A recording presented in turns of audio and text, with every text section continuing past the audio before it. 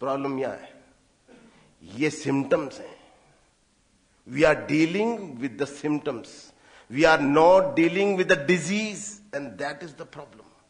If you want to cure something, you deal with the disease. आप disease को deal करो ना, तो इलाज होगा ना भाई। मेरा एक मित्र, रतलाम की बात है, मैं उसके पास बैठा था, सडनली, आज से 15 साल पहले की बात होगी, वो सडनली वो कोलैप्स हो गया। हम लोग 4-5 दोस्त थे, लेके भागे उस हॉस्पिटल, और हॉस्पिटल जाके देखा तो डॉक्टर ने, बेहोश हो चुका था, तो डॉक्टर ने उसको ट्रीटमेंट शुरू किया और देखा तो शुगर 500 से भी ऊपर, 550 शुगर लेवल। तो मैंने उसके घर वालों को पूछा, मैंने कहा यार आप इसको खिलाते क्या थे? उन्होंने कहा बहुत दिन से क्या कमजोर हो रहा था, तो हम तो उसको दाल का हलवा खिलाते रोज, और उसको शक्कर की चाय और पिलाई, तो इतना शुगर लेवल हाई हो गया कि आपको क्या लग रहा है रोग क्या है? शरीर की कमजोरी। वो नहीं है रोग, शुगर के कारण शरीर कमजोर हो रहा है, वो नहीं देखा आपने। अगर आप वो चेक कर लेते तो आप शुगर का इलाज करते, तो आपको दाल का हलवा नहीं खिलाना पड़ता, आप उसको दवाई देते ना, इंसुलिन देते ना, वो ठीक हो जाता भाई। रोग क्या है? रोग क्या भ्रष्टाचार रोग है? क्या जनसंख्या रोग है? क्या गरीबी रोग है? क्या बेरोजगारी रोग है? क्या आरक्षण रोग है? ये बहुत बड़ी बात है, इसको जानना बहुत जरूरी है। क्योंकि जब तक अगर आप रोग ही नहीं जानोगे तो फिर इलाज किसका करोगे? अब अपन एक एक करके इस विषय को देखते हैं। क्या गरीबी रोग है? गरीबी, मैं तथ्यों के आधार पर कह सकता हूं कि संसार का सर्वाधिक धनी राष्ट्र अगर कोई है वर्तमान परिस्थितियों में, तो ये भारत, हिंदुस्तान। हवा में नहीं कह दिया, कई सालों तक विदेश रह के आया हूं। दो चीज आप सामने आती है तो आप कंपेयर करते हो, एक चीज से कंपैरिजन नहीं होता। एक चीज वहां पे मैं देखा, वहां पे धन कहां से आ रहा है? लंदन में क्या सोने की ईंट निकल रही है कि नीचे से खोदते ही कोई सोना निकल रहा है, ऊपर से गिर रहा है? एक सज्जन ने कहा कि यार क्या डेवलपमेंट और इंडस्ट्रियलाइजेशन होना चाहिए, यूरोप में तो, इंग्लैंड में तो है ही नहीं। सारी चीज विदेश से आती है, सारी चीज। आपको जान के आश्चर्य होगा, ये मैं इंग्लैंड से लाया हूं और ये मेड इन चाइना है, लेकिन इस क्वालिटी को इंडिया में नहीं भेजा जाता है चाइना, क्योंकि वो वहां पे इंडिया में घटिया माल आता है और यूरोप में चाइना का बेस्ट माल आता है। तो हर चीज यूरोप, लंदन इंपोर्ट कर रहा है, तो फिर धन कहां है? वो देखो, यूरोप कैसे अमीर है। जब मैं हिंदुस्तान को सर्वाधिक धनी राष्ट्र कह रहा हूं, तो मैं इस धरती पर, इस देश में उपलब्ध सोने को नहीं गिन रहा हूं। मैं जब इसको सर्वाधिक धनी कह रहा हूं, तो मैं स्विस बैंक में पड़े हुए पैसे को नहीं गिन रहा हूं। जब मैं सबसे धनी कह रहा हूं, तो इस धरती पे उपलब्ध प्राकृतिक संपदा को नहीं गिन रहा हूं, इस धरती पे उपलब्ध मानव संपदा को नहीं गिन रहा हूं, और इस देश में हो रहे भ्रष्टाचार को नहीं गिन रहा हूं। तो फिर धन का है? वो चेक कर लो। तो उसका एक छोटा सा उदाहरण, बहुत इजी है समझना, कोई टिपिकल नहीं है, मेरे को आ गए समझ में, वहां जाके मैं वहां से आगे आपको बता देता हूं। 45 लाख लोग नॉर्वे में रहते हैं, 25% वैट देते हैं, 49% इनकम टैक्स देते हैं। वो देश संसार का धनी देश कहलाता है, क्योंकि सब देते हैं। डेनमार्क में 55 लाख लोग रहते हैं, 25% वैट देते हैं, फ्लैट। अपने जैसे 0 से 14 ना, वहां पे 0 से 14 नहीं, वो फ्लैट है, फ्लैट वैट देते हैं, और 59% इनकम टैक्स देते हैं। देश संसार का दूसरे नंबर का धनी देश कहलाता है, सब देते हैं। तो वो जो पैसा आता है, उस पैसे से वो देश पूरे देशवासियों के लिए समान सुविधा, समान स्वास्थ्य, समान शिक्षा देता है। तो सब लोग देखो, वो विषय कंफ्यूज मत करना कि वो विषय अलग है कि हम क्यों दे साहब, यहां पे तो चोर बैठे हैं। अपन इसको नहीं एस्टेब्लिश कर रहे हैं, अपन इस फैक्ट को एस्टेब्लिश करते हैं कि देश धनी है क्या? कहां देश धनी है? कैसे? क्योंकि 120 करोड़ लोग 0 से 14% वैट भी ईमानदारी से नहीं देते हैं, तो पैसा कहां से आएगा?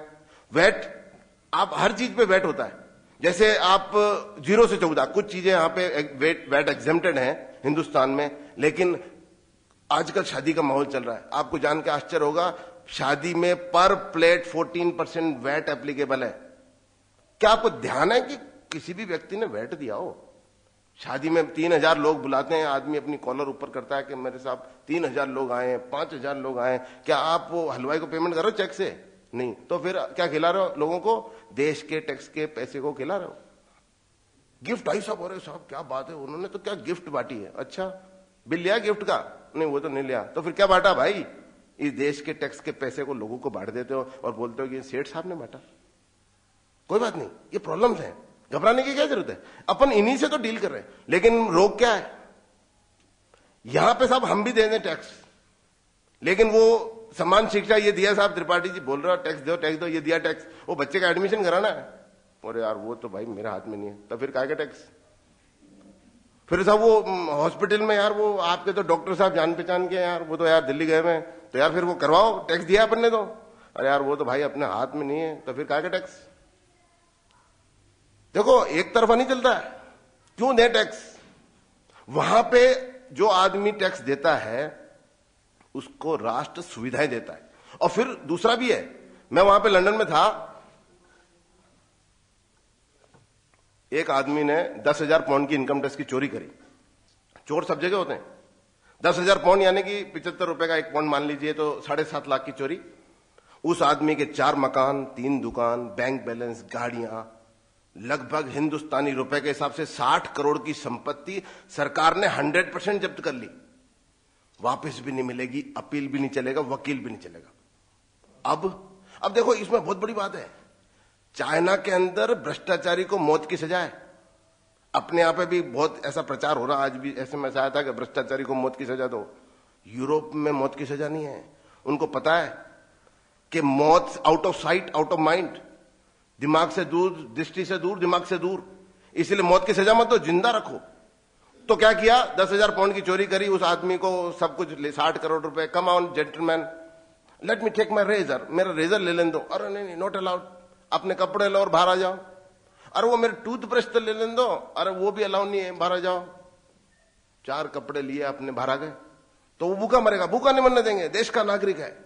तो उसको एक कमरा दिया, इस कमरे में रहेगा, और उसको वीकली, जैसे हिंदुस्तान में महीने का तनख्वाह मिलती है, वहां पे वीकली तनख्वाह मिलती है। वीक में इतने पैसे मिलेंगे जिससे आप अपना गुजारा करो, लेकिन रोज मरो, लोगों को दिखो कि इस आदमी ने चोरी करी, इसका यह हश्र हुआ।